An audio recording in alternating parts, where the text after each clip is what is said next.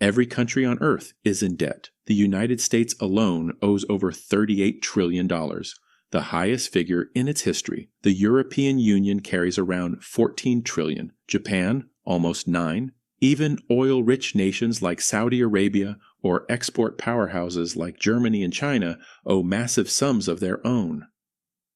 But here's the paradox. If everyone owes money, who exactly is owed? It sounds simple, but it isn't. Debt isn't just a financial burden, it's the hidden architecture that holds the modern world together. Every war, every crisis, every boom and bust sits on top of this fragile scaffolding of promises and obligations. It's a system that connects every government, every bank, and every citizen through invisible threads of credit and trust. If you follow that trail far enough, you discover something unsettling. The world doesn't owe money to anyone in particular. It owes it to itself. Yet that doesn't mean everyone benefits equally. The balance of who gains and who loses is far more complicated. And that's where the story of money as we know it really begins. To understand how a planet ended up drowning in over $315 trillion of debt, nearly 3 times the size of the global economy, we need to go back to the beginning, to a time when the idea of national debt was born not in a bank, but in a battlefield. It all started in 1694. England was at war with France and running out of gold. The king was desperate. To keep the fight going, he turned not to soldiers or nobles, but to merchants, the people who had capital when the crown did not. In exchange for a steady stream of interest payments backed by future taxes, those merchants financed the war. To manage this new deal, the Bank of England was created. It was revolutionary. For the first time, a government could spend money it didn't yet have. In return, lenders received something equally powerful, a promise from the crown. That promise could be bought, sold, or traded. It was more than paper. It was the birth of trust as currency. That moment gave birth to the government bond, the seed of the modern financial system. France copied the model. The Netherlands refined it. The newly independent United States later used it to fund its revolution and expansion westward. What started as a desperate wartime tactic became the foundation of global finance. Debt was no longer a sign of weakness, but of credibility. The ability to borrow became the ability to rule. Empires that once conquered land for gold now issued bonds to collect interest. The battlefield had shifted. It was no longer territory or armies that decided power, but balance sheets. The age of empire had turned into the age of credit, and nations began competing not through war, but through borrowing. And if this system began with kings and merchants, who controls it now? The answer lies in how that simple idea of lending evolved into a vast global web of IOUs, a system so complex that every nation, every bank, and every citizen is somehow caught inside it. Fast forward 3 centuries, and that once simple promise between a king and his lenders has grown into a network that spans the entire planet. Every country borrows, every bank lends, every citizen, through taxes, pensions, and savings, plays both roles, debtor and creditor at the same time. The United States is a perfect example. Out of its $38 trillion of national debt, about half is publicly held, meaning owed to investors rather than to other branches of government. Roughly 2/3 of those investors are domestic: American banks, pension funds, insurance companies, mutual funds, and even the Federal Reserve itself. The remaining third, around $9 trillion, sits in foreign hands. Japan holds the most, with about $1 trillion. China follows with around $800 billion. Then come the United Kingdom, Luxembourg, and Belgium. So when people say the United States is in debt to China, it's true, but only for about 2% of the total. In reality, most of America's debt is owed to itself. The Treasury issues, bonds, banks, and funds buy them, and the Federal Reserve often buys them back, creating new dollars in the process. Americans pay taxes that fund the interest on those bonds, which then flow into American retirement accounts. The system becomes a circular mirror. The debt is real, but the creditor is mostly a reflection of the same economy. And that circular logic doesn't stop at America's borders. Japan lends to the United States through Treasury bonds. The United States lends to Europe through the IMF. Europe lends to developing nations through the World Bank.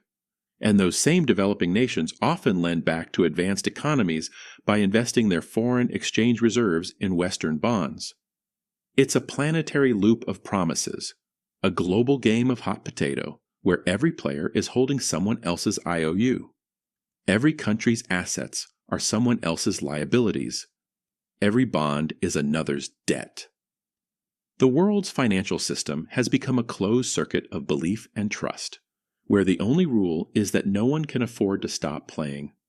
But beneath this web of promises lies another layer, one that doesn't just observe the game, but controls it.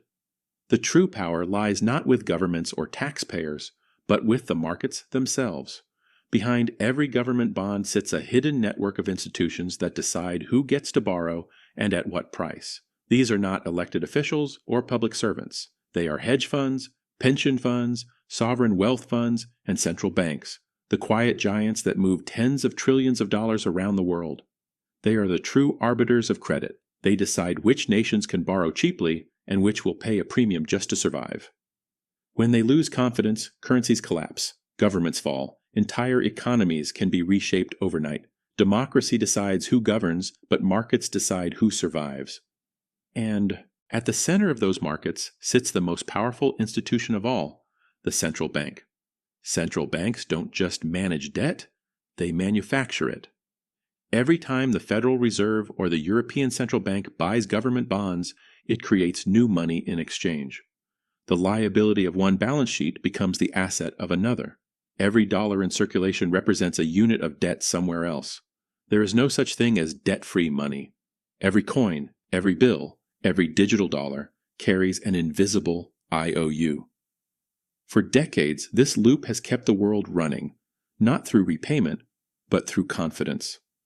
As long as investors believe that governments will pay the interest, even if never the principal, the machine keeps turning. But what happens when that belief begins to fade? What happens when the system built on promises starts to lose trust in itself?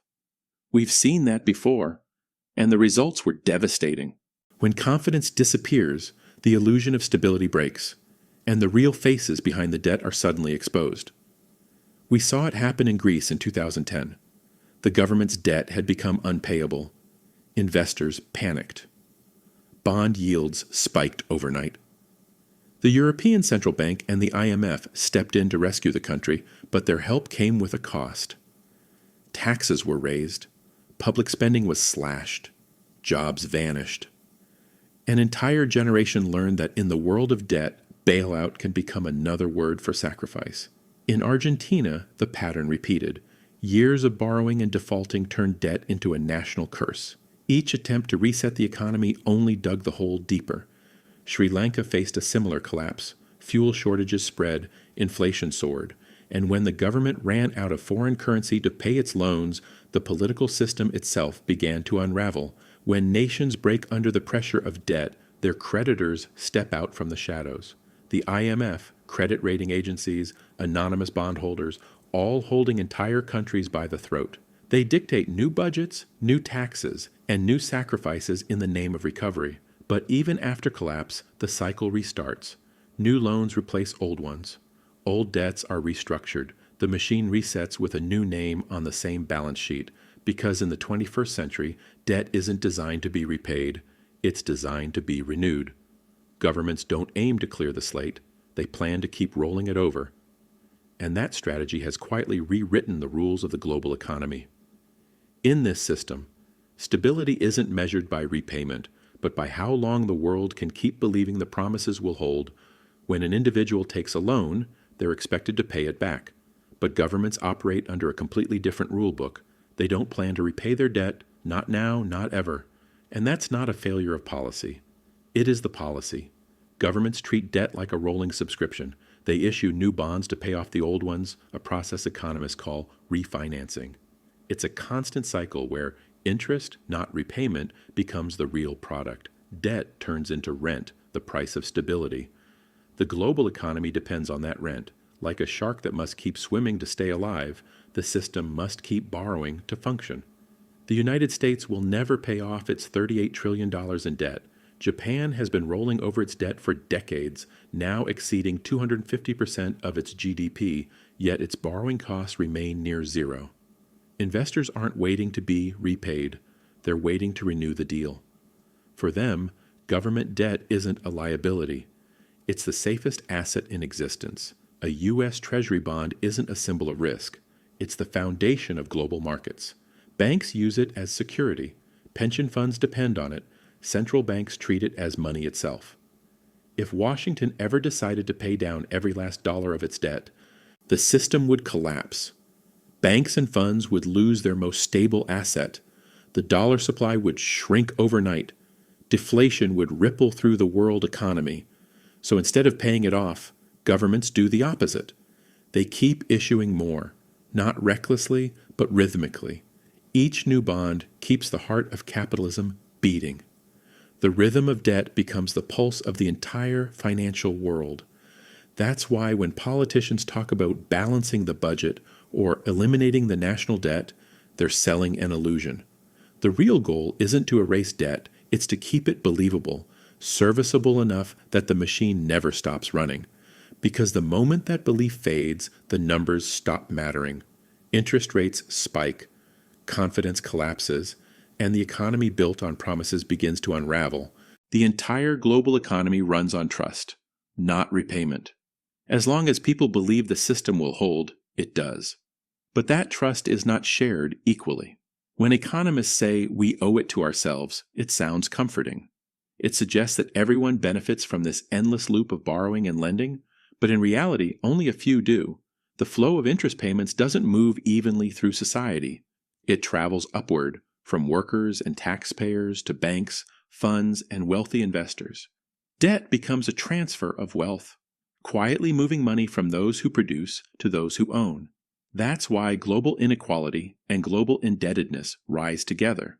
The same mechanism that fuels prosperity for some creates pressure for others. It rewards those who hold the debt and punishes those who merely pay it. From households to nations, the story is the same. Creditors and debtors are not enemies. They're two sides of the same machine. But that machine depends on constant motion, constant belief, and constant borrowing. The problem begins when the engine slows down. When new loans can no longer keep up with the old promises, that's when the question, who's the creditor, stops being theoretical and becomes painfully real. Because at the top of this global pyramid, there isn't one villain to blame. It isn't China. It isn't Wall Street. It isn't the IMF. It's all of them. And us. The modern financial system has turned debt itself into money. Governments issue it, banks multiply it, investors trade it, and ordinary people depend on it to survive. The line between debtor and creditor has almost disappeared. Debt once meant bondage. Now it means balance. But if that balance ever tips, if confidence ever breaks, the illusion will vanish. And we'll be reminded of what debt truly is, a promise that can't be kept forever. The modern financial world is built on an endless chain of trust. Every dollar, every bond, every loan is a promise built on another promise.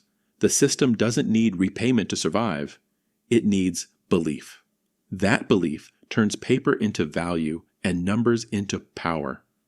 It keeps markets moving, governments borrowing, and citizens spending. It's what separates prosperity from panic. As long as the world believes in those promises, the machine keeps running. The debts can rise, the interest can compound, and the economy can keep expanding. But if confidence collapses, everything else follows, because money is no longer metal or paper. It's memory, a shared story we all agree to trust. And like every story, it only works as long as people keep believing it. That's the real secret behind the question, if every country is in debt, who's the creditor? The answer is simple but unsettling. It's us. All of us. We owe the world's debt to ourselves, but the benefits, the power, and the profits are not evenly shared. The system rewards those who hold the promise and burdens those who live under it. Debt isn't meant to end. It's meant to endure, renewed, rolled over, and reborn through faith. The loop will keep turning as long as belief does. But if that faith ever breaks, the illusion ends, and the world will once again remember what all debt really is, a promise that was never meant to last forever.